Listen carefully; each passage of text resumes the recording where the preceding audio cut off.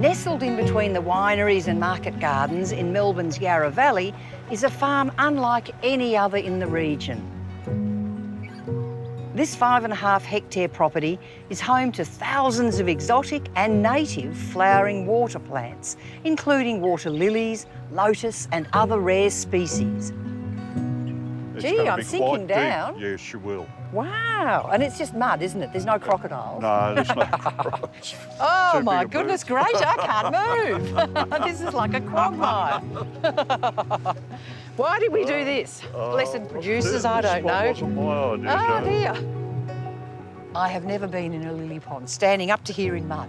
Jane, I'm absolutely privileged. You're the first lady that I've been in a pond with. I haven't even been in a pond with my wife. Geoff Cochrane owns and manages the farm, and he's my guide to this world of water lilies and lotus. How long have you been growing water lilies for? I've been doing this for 15 or 16 years.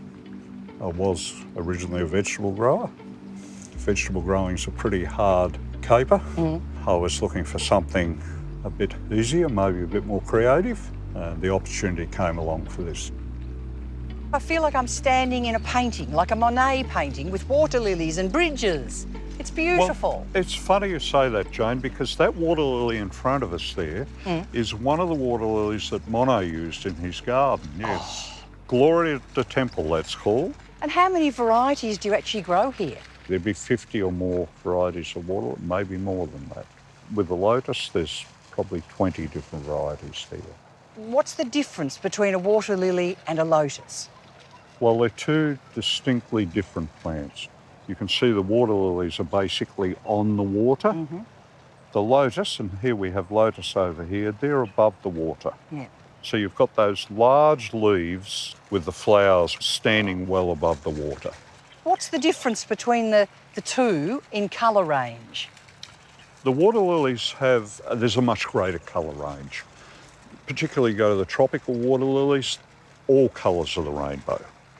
The lotus, on the other hand, it's mainly white, pink, some yellow, and combinations of those.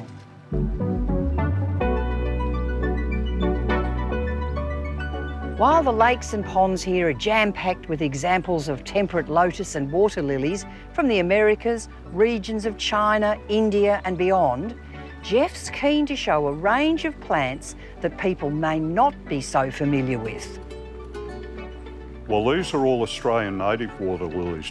Now, there's about 17 species, they reckon, up north, but these are the three main ones. We have the immutabilis, we have the gigantea, and we have the violacea. And this is an absolute corker, that one. What's that? That's an immutabilis. Yes. With the dark purple around the outside. This one here is a gigantea. That's been open for 7 days. Wow. So a lot of the colour has gone out of that. But when that comes out as a first day flower, that's a very deep bluey purple, beautiful thing. It's the size of a dinner plate, isn't it?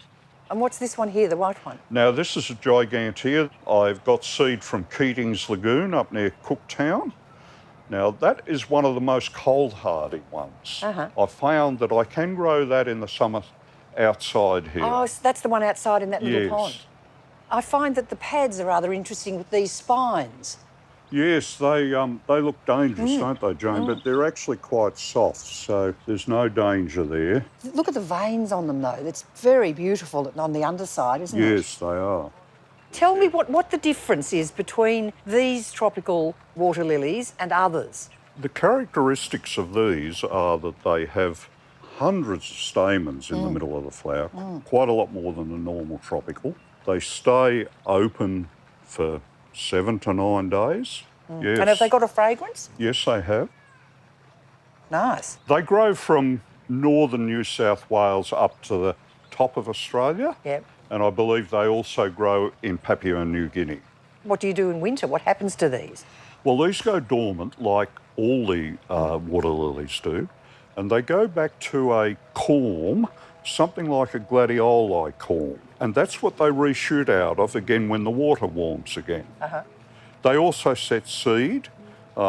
We have one here. Oh, yeah. Now, I'm not being fresh here, Jane. I'm just grabbing the flower. That is a spent flower. Ah. So when these flowers finish, they drop into the water and a seed bulb forms on the back of the flower. That disperses. Yep. So there's two ways that they can multiply themselves. Vegetative. Regenerate. Like a gladioli. The corm Or the seed. or the seed. Oh, that's amazing. People don't have to have a pond or a large lagoon like this to grow them, do they? Absolutely not, Jane. You can grow them in a bowl or a tub about this size.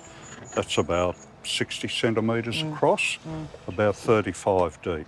Okay, so what do we do? Now, very simple process. Little bit of slow release fertiliser on the bottom. Yep. Now we're going to take it out of the nursery pot, Jane. Now we just tip it upside down like that. Take the plant out. Now we don't tiz the roots up. Okay, not Other like plants. a normal plant. Okay, No, they don't like root disturbance, so you put the whole block down there, and then you put about 8 inches of topsoil, good topsoil in there. Yeah. Fill it up with water and away you go. And how long will that last in there? That particular variety will produce 20 or 30 flowers over the course of the summer in that size container.